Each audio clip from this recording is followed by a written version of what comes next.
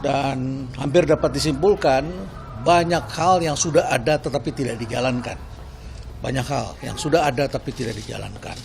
Dan banyak hal kita membenarkan hal-hal yang sebetulnya itu tidak tepat. Ada surat dari Kapolres yang mengatakan, yang meminta agar dilaksanakan sore hari.